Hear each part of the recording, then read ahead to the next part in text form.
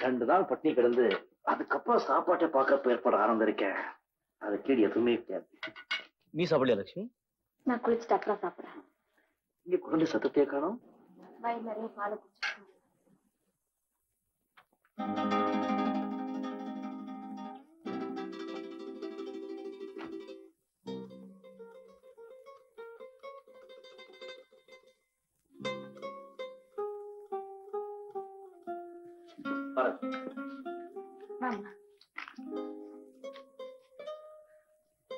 இது என் ஒய்ஃப் பாலா, இவங்க அண்ணன் அண்ணி.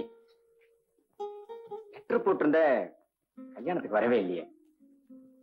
லெட்டர் போடுறதுக்கு பதிலா நேரம் சொல்லிருக்கலாம். அவங்களுக்கு டைம் இருந்திருக்காங்க.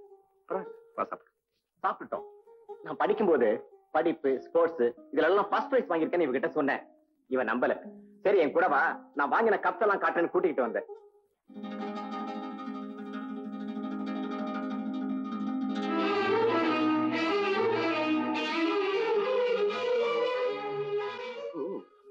கப்ஸ் எல்லாம் பாலிஷ் போடுறதுக்காக கடையில கொடுத்தேன். ஏன்னா போய் சொல்றீங்க? நான் பிரைஸ் வாங்கின கப்ஸ், தட்டு முட்டு சாமான்கள்லாம் வித்து சாப்பிடுற அளவுக்கு நிலைமை வந்திருக்குன்னு நான் நினைக்கவே இல்லை. பாலா, ஆன்லைன் செக் புக் எடுத்துக்கிட்டா. எனக்கு ஒரு லெட்டர் எழுதினா என்ன தப்பு? இப்ப 10,000 ரூபாய்க்கு செக் தரேன். ஏதாவது தேவைன்னா அப்பப்ப எனக்கு எழுதுங்க.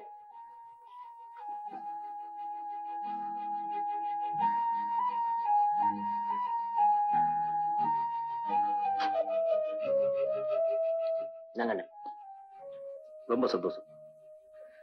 நீ என் மேல வச்சிருக்கிற பாசத்துக்கும் பிரியத்துக்கும் ரொம்ப சந்தோஷம். நீ பெரிய பணக்கார, 10,000க்கு செக் எழுதலாம், லட்சத்துக்கு எழுதலாம். எனக்கு யாரும் பிச்சை போட வேண்டாம். பணம் சொன்ன உடனே பல்ல இழிச்சுக்கிட்டு கை நீட்டாள்னா இல்ல. நீ போயிட்டு வரலாம். என்ன ரகு, நீ போயிட்டு வரலான்னு சொன்ன.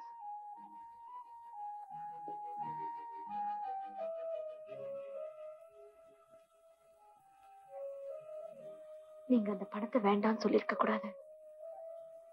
உங்க தம்பிக்கு எவ்வளவோ செஞ்சிருக்கீங்க. அவரு உங்களுக்கு செய்ய கடமைப்பட்டிருக்காரு. கடமைப்பட்ட மாதிரி அவன் பேசினான். ஏதோ பெரிய பரம்பரை கோடீஸ்வரர் மாதிரி பேசினான். ஆமா, எல்லாத்தையும் வித்து தான் சாப்பிட்டு இருக்கேன். யாரும் சொன்னா அது பொண்டாட்டி முதல்ல கேட்கறது எனக்கு எப்படி தெரியுமா லட்சுமி? நடுத்தெருல இந்த நிர்வாணமா நிக்க வச்சு செவுக்கால அடிச்ச மாதிரி இருந்தது. நீங்க சொல்றது நியாயம்தான். ஆனா நியாயம் அநியாயம் பாக்குற நிலைமையில நாம இருக்கோம். உங்க கோலத்தையும் கஷ்டத்தையும் பார்த்து அக்கம் பக்கத்துல இருக்கிறவங்க சிரிக்கும் போது எனக்கு எவ்வளவு வேதனையா இருக்கு தெரியுமா? என்ன பண்ண சொல்ற லட்சுமி? நிலைமைகளுக்கு தகுந்த மாதிரி உழைஞ்சு கொடுக்கிற சாதாரண மனுஷன ஆண்டவன் என்ன படைக்கல. உள்ளத்து உணர்ச்சிகள் எல்லாம் மறைச்சுக்கிட்டு சந்தர்ப்பத்துக்கு தகுந்த மாதிரி நடிக்க எனக்கு தெரியல. தண்ணீரோட நிறம் ஒண்ணுதான், ஆனா அது விழுத நிலத்தை பொறுத்து அடிக்கடி நிறம் மாறும். வர வர நீங்க பெரிய ஞானியை போல பேசுறீங்க. யாரு ஞானியா பிறக்கிறது இல்ல, சந்தர்ப்பமும் சூழ்நிலையும் தான் ஒரு மனுஷனை ஞானியாக்குது.